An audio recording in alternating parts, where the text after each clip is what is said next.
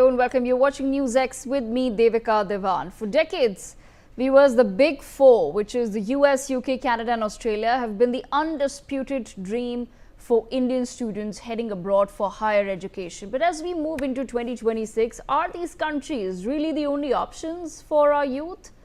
What else can they explore? Because there's high tuition costs now, there's tighter visa regulations, and there's also this newfound focus on return of investment, which is pushing Indian students and the Indian youth towards new horizons. Based on annual reports, over 1.1 million Indian students enroll in higher education institutions overseas.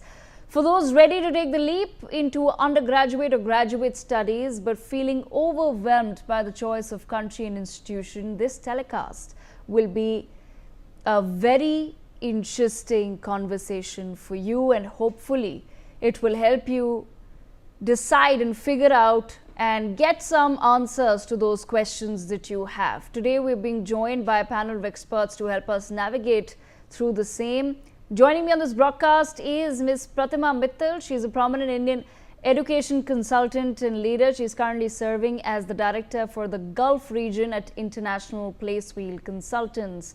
We're also being joined by Mr. Suchindra Kumar. He is a partner with PwC and the India leader for education sector consulting. He has worked extensively across the value chain in the education sector in school, higher and vocational education areas, in addition to edtech companies. Last but not least, we're also being joined by Mr. Ashish Sharma, co-founder of Prospectus International. He's a seasoned professional in international education, technology and investment with a strong background in pharmaceutical business development, holding an MBA from the Monash Business School and leadership training from Harvard. So then let me begin this conversation with Mr. Ashish Sharma himself. Mr. Sharma, firstly, thank you to everyone for joining us. But Mr. Sharma, I want to begin by asking you, I've just tried to explain why we're having this conversation in that brief introduction.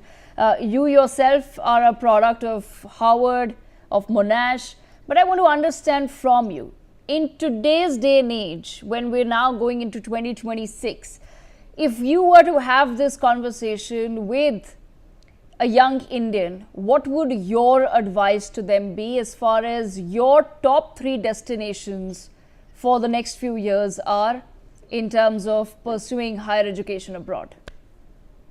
Sure. Thank you very much for having me today, and really pleased to be joined by my co-panelists as well. In regards to your question, I think before answering that question, I would look back at my own journey and how the world has changed the last 15 odd years and where the world is heading. If you kind of look at what the world needs, they only need talented people to be coming to their shores, learning there, or graduating and then kind of getting into the economic sectors as well so that they can add value to the economy.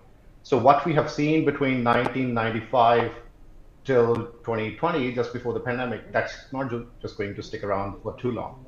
So if you now look at the future, I reckon you need to look at perhaps US is definitely going to stay there no matter whatsoever will come from the White House for the next 3 years or something.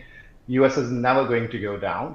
And that's the land of the opportunity as well. But apart from that, one can also look at Australia and UK perhaps. I'm not too gung-ho about Canada for now, given whatsoever has happened just in the last year. And also this, uprising against Indians in that particular country, one needs to be very, very cautious.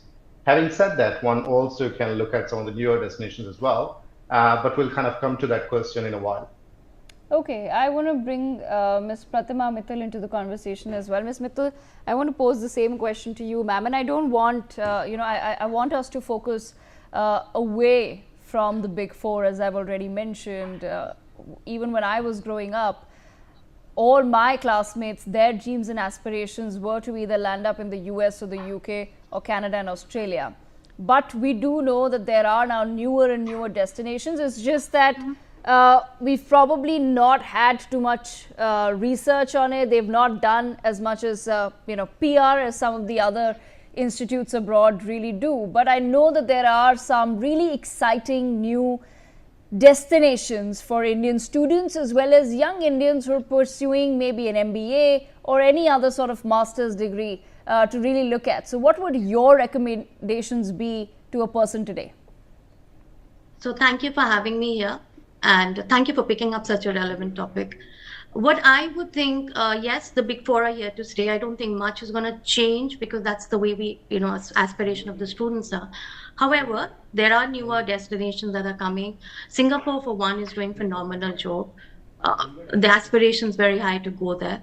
The Middle East, especially the UAE's come up with a lot of options available for students, and I think they're taking quite a spectrum that they're making available for everybody. If you're going to go to the Europe and the East European, yes, it's for the medical and the sorts, but they are coming up. So they've targeted a certain sector. They're doing well with that. And I would also think that we need to think about India as well. I mean, Suchindra is here, who's worked with all the universities here. Think of all the international universities that are coming here now. So it is going to be a destination worth looking into. All right, Mr. Kumar, then bringing you into the conversation, sir, before we have a deeper discussion, I just want to understand from you as well, what are your top three alternatives to the big four? First of all, thanks again for getting me here into this exciting panel.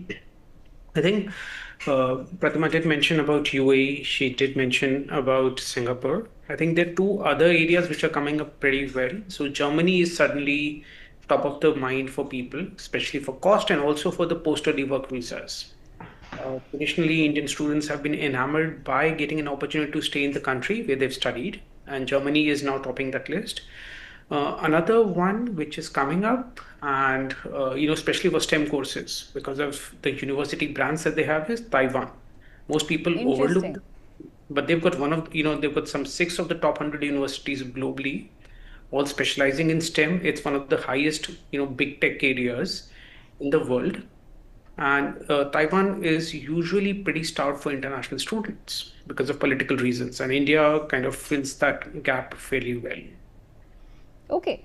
Then, Mr. Kumar, I also want to understand from you, if I'm today a young student in India, or I'm just a young professional in India who's now perhaps looking at taking that next big leap or wanting to go abroad, what is it that I need to do in order to train my mind that, okay, there is something beyond a US and a UK and a Canada and Australia, that there is more out there in the world for me to explore? How do I navigate these new opportunities as a young professional or a young person who wants to study? And I'll pose that same question to everyone else as well, but I want to start with Mr. Kumar. Sure. So traditionally, one of the big reasons why the big four were, always the top of the mind for students, the post-study work visa is definitely one. The safety and security of students. People, you traditionally had a very large Indian diaspora there, so there's a large Indian support system, for students. And if you realize, most of the Indian students are moving away from home for the first time, and they're going, straight into a US, thousands of miles away from home. So this support system really worked excellently for them. The other important part was being Anglophonic. We are one of the best Anglophonic countries in the world. Most people are very, very comfortable in English, literally as their mother tongue. And some of these countries are not Anglophonic. The newer countries that we're talking about, while the programs may be taught in English. In fact, when you look at Germany, a lot of universities teach in English, but you still require a German language to really live outside of the campus. The same goes for Taiwan. While the education might be in English, to live in that country and sustain yourself for 3 years, you need that language skill. I think that is one thing that Indians need to start learning, probably target a university or a country of their choice. Also invest a little bit. It saves them time. It makes the life in that country easier. And also, again, while the regulations allow post-study work visas, a lot of jobs there require you to be at least fluent in the home language. And it kind of helps. No, that makes sense, and that's a fair point there, because that's what I was thinking as well. As far as a lot of European countries are also concerned, language does end up becoming a barrier, but of course several people do choose to still settle in those countries. Ms. Mittal, your thoughts on the same? Sure. How does one navigate some of these newer destinations? So, agreeing with Mr. Kumar on this, but a couple of other things that you should be looking at.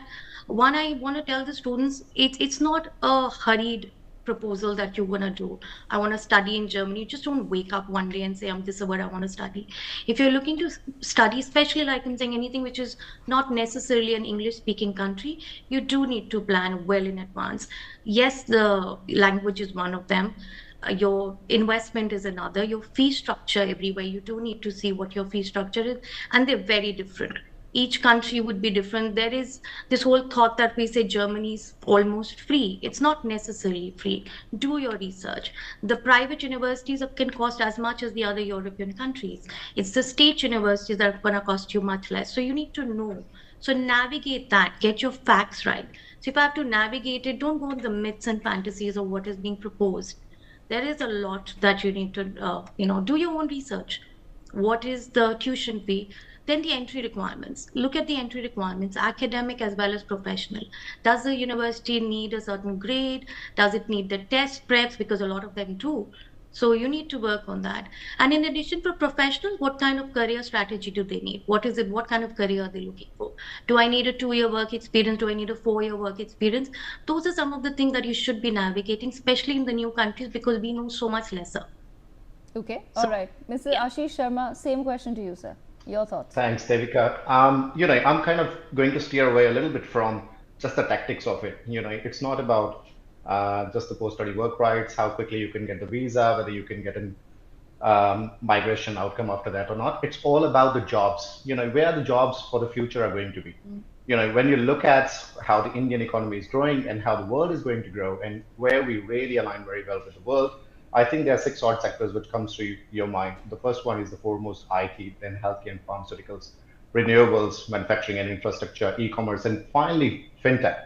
So when you look at all of that stuff, I think you need to look at where, in which particular country these sectors are going to grow, one.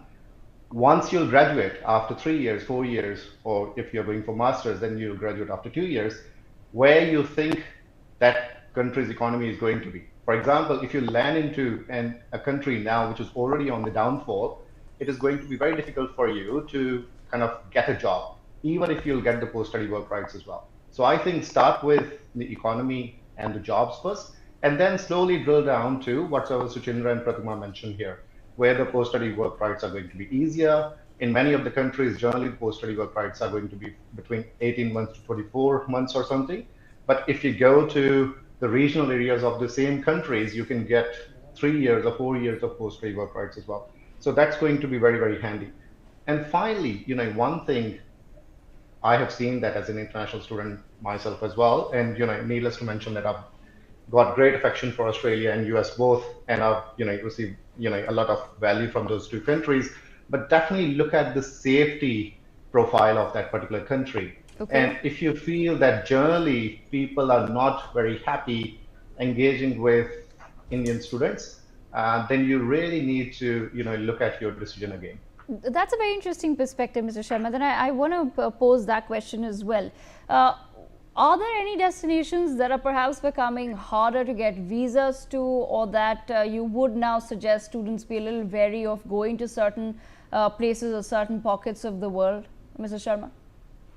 Well, I'm kind of keeping it aside from the racism question. So this is just about where the visas are going to get harder. Yes. The big four destinations are definitely going to be very hard for the next 2 odd years as well. And having sat on the other side of the table for nearly 11 odd years, I know that there is an organization called Five Eyes. This organization generally engages on the strategic issues between 5 different countries, including US, UK, Canada, Australia, and New Zealand. And they look at the the defense issues, strategic issues with other countries, and the trade issues as well.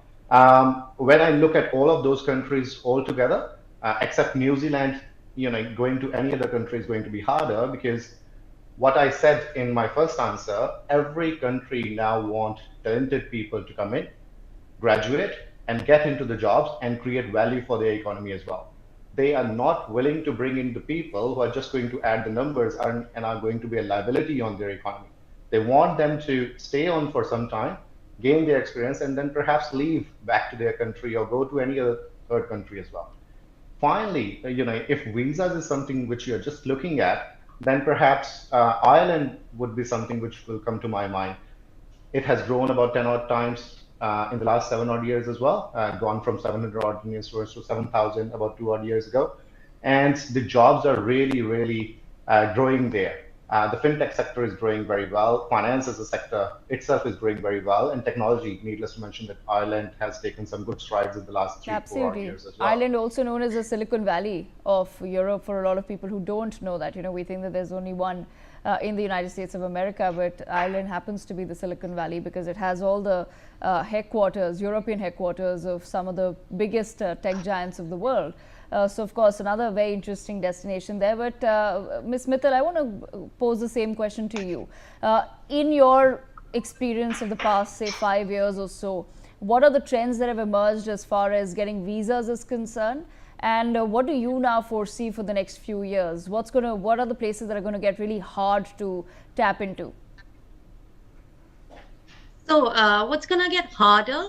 Like we're saying, all of your popular destinations are getting harder. I mean, if you look at the numbers, they're steadily falling. They went into a surge in the last 10 years, and last 2 years, you've seen the decline. So it is going to get harder. But like you're saying, there are a couple of countries who are going to be working against that. They are going to give you the advantage of getting there.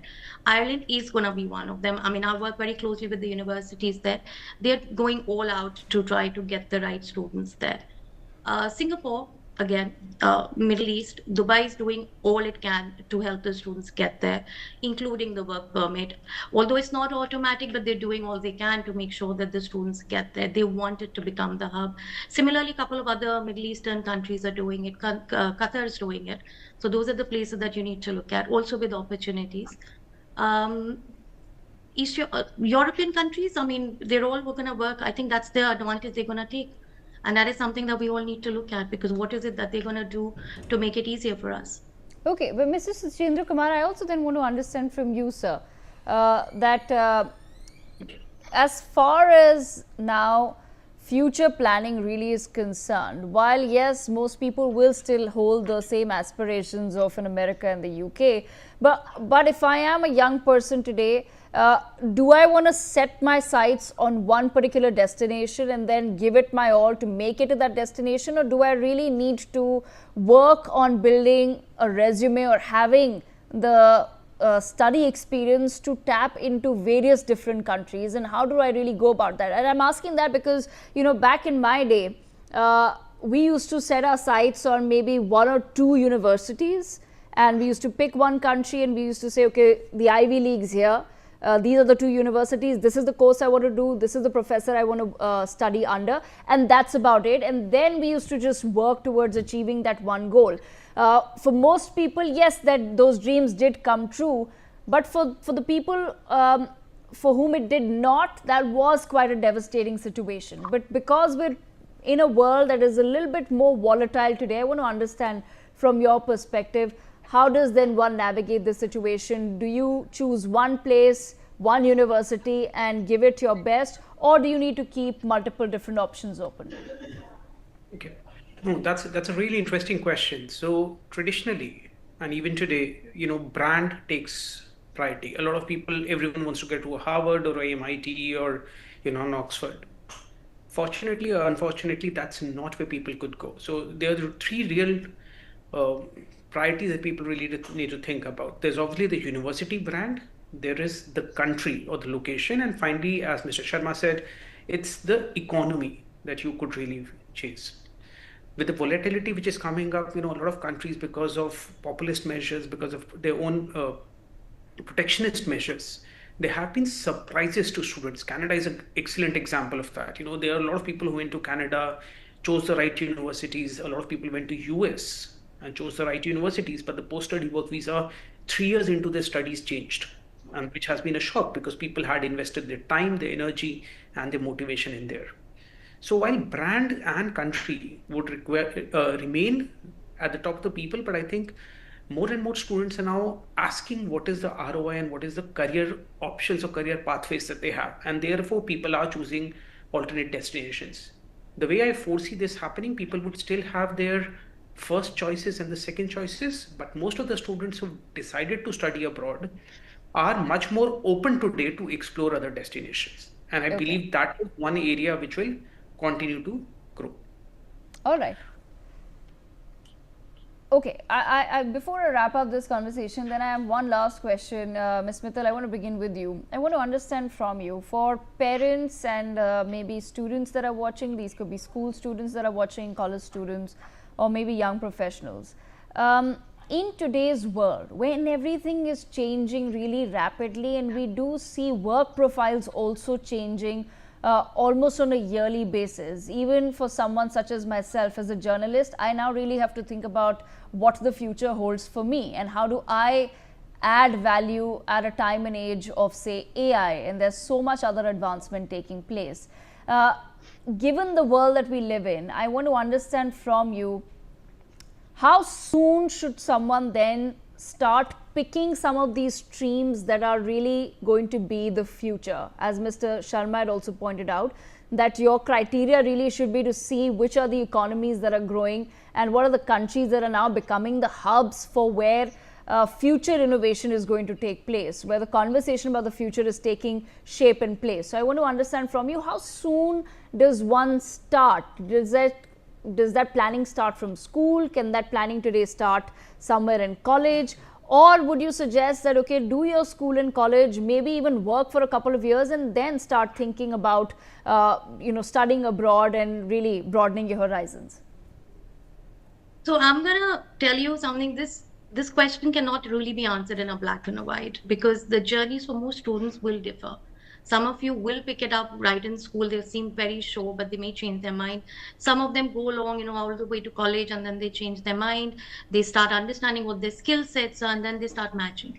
So it will change. But if you ask me as an education consultant, as an advice to you, I would say that you start early, think ahead. I would give a simple thing, where we've talked about economy, we've talked about future of work. There are something that we think. So if you pick up something like the World Economic Forum, the Jobs of the Future report, there are something that we know that are gonna grow. There are some sectors that we expect to grow. We don't know, but we expect them to grow.